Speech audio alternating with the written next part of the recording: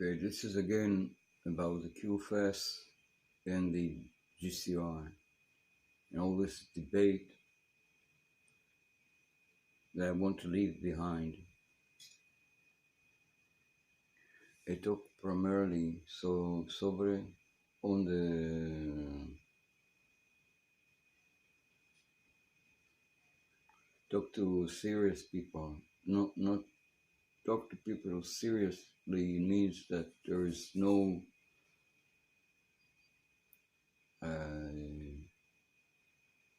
attempt to divert from the main line while I'm talking, not by on my side and not on your side. That is, what I'm saying is within its own parameters, between its own sphere of knowledge, shall we say, or expression. It will be kept there. It will not, flow out and lose of its intensity, shall we say. Okay.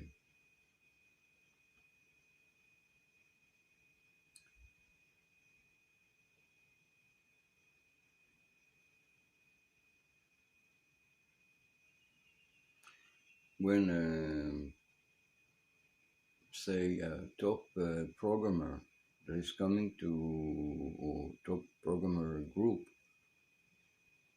who come to solve the old system and construct a new system. Imagine that there were people, a few people, very smart, very intelligent, who understand the system, who understand the need of the people to be redeemed, and they've been thinking about it in stages. During the years, they were considering it, and every time a new idea, a new, better idea came to mind. So it is if, like, you were privy, or I was privy to some of their decisions, some of the directions they took with it, only because those new directions seemed effective and more cut through and more profound, sourceful solutions. Now, let's say everybody has got a phone. That is, everybody can have a smartphone where you can install applications, and you will have this application adherent or reflecting and in a way connecting to the QS by means of technology that we are not familiar with. Some of this technology, I believe, is already functions in some phone system, but is not revealed. It's kept secret. That is that the phones, they don't need the service to connect to the new system.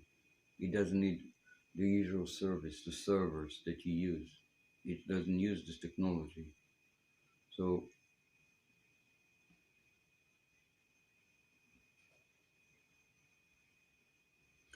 for some people it may sound odd. How could that be that a signal is received by phone, not by means of Wi-Fi, and the computer is not receiving signals by landline? How could they be receiving data or information? What is the technology that makes it possible? So you ought, or if you don't know about it, you may be inclined to believe those who tell you that they do know about this and they work in this field of development. But I'm saying there was a team. This team was perhaps more than one or two teams who were working towards redemption, and they were thinking about how to apply it so that everybody will have it. So they thought the phone and the application on the phone, which connects to where, some people will say. So it's not connected to a central server. It's not connected to a service. It rather connects to the other side whom you want to connect to. Only that. If you know how to the codes or the numbers or the name you exchange maybe with others, so then you'll have a way to connect with them directly, port to port.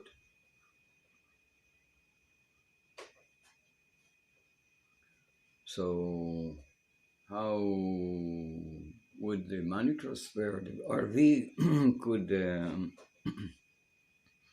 operate by one account that send us everybody the funds that we need through paying by credit. We just get credit. We look at our account that is on our phone. We own the bank, we own the account, and we see on our account what we spent, and we have ways to calculate it.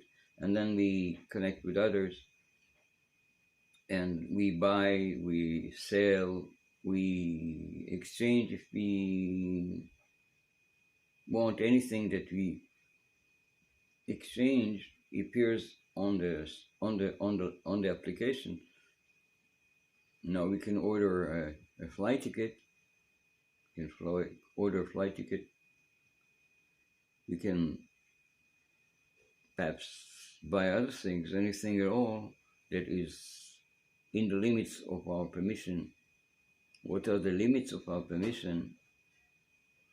It's a really good question, because I think that once the application identified us, it will give us a summary of our account, what we could do and what we shouldn't do,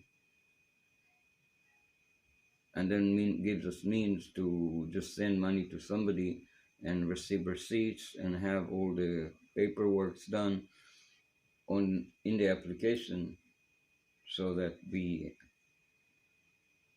have all the exchange, all the procedure of the exchange performed in the application. I mean, if you thought about it, if this was useful, really useful, to not go in the bank and not wait for anything from agency, and not need a card, a physical card to travel with. Only you have a phone which will identify you and serve as payment. Also, you can then buy perhaps replicator online. So then after the collapse, I believe there will be some production going on, especially that is connected to the new financial system, to the QFS. There will be a bunch of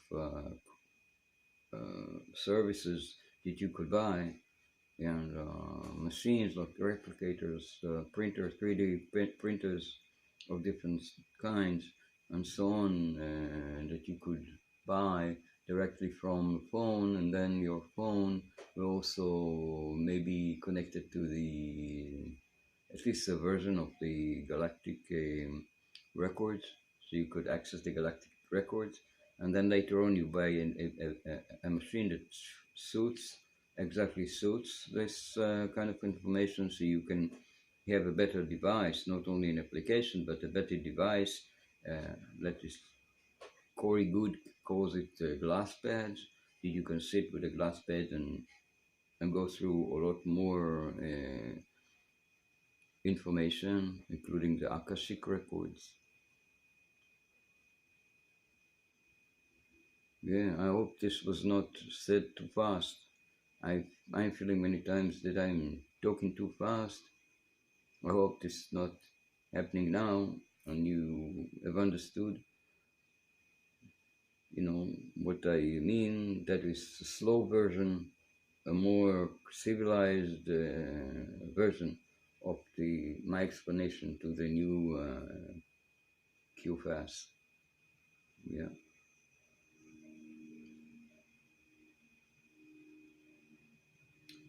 yeah. So thank you for watching.